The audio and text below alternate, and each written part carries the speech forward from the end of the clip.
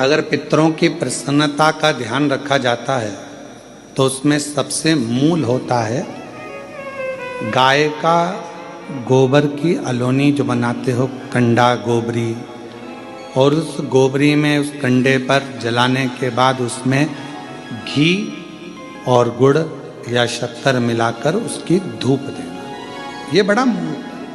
क्यों महाराज? शिव महापुराण की कथा कहती है अन्न 5 रात्रि तक हमारे शरीर के अंदर रहता है। कितने रात्रि? 5 रात्रि। दूध 7 रात्रि तक हमारे शरीर में रहता है और दही 20 रात्रि तक हमारे शरीर में रहता है। केवल एक घी गौ माता का ऐसा होता है जो 1 महीने तक हमारे शरीर में रहता है। इसलिए सनातन हिंदू धर्म में, हमारे सनातन धर्म के अंतर्गत श्राद्ध पक्ष में 16 दिन गाय का गोबर का जो कंडा होता है गोबरी, उस कंडे को जलाकर उसके अंदर घी और गुड़ का धूप दिया जाता है और वो धूप हमारे पितरों की तृप्ति का केंद्र बनता है।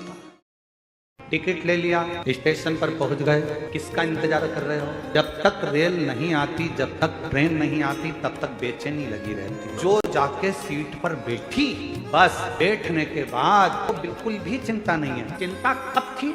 जब तक ट्रेन नहीं मिली थी। ट्रेन आ गई, बैठ गई, चिंता समाप्त हो गई। बस यही शिव पुराण कहती है। आप तब तक चिंता में हैं जब तक शिव के सामने जाकर नहीं बैठे। जो शंकर के द्वार पर पहुंच गया, महाकाल राजा के चरणों में पहुंच गया, जिसने भगवान शंकर की अविरल भक्ति को धारण कर लिया, फिर चिंता करने की जरूरत नहीं है। जिसके यहाँ लक्ष्मी नहीं टिकती, जिसके यहाँ संपदा नहीं बढ़ती, जिसका व्यापार नहीं चलता, जिसके सर्विस नौकरी सही नहीं हो रही, उसको सोमवार के दिन अगर बेलपत्री के पेड़ के नीचे जो दिया लगाता है, उसके घर में कभी संपदा की कमी नहीं आती साहब।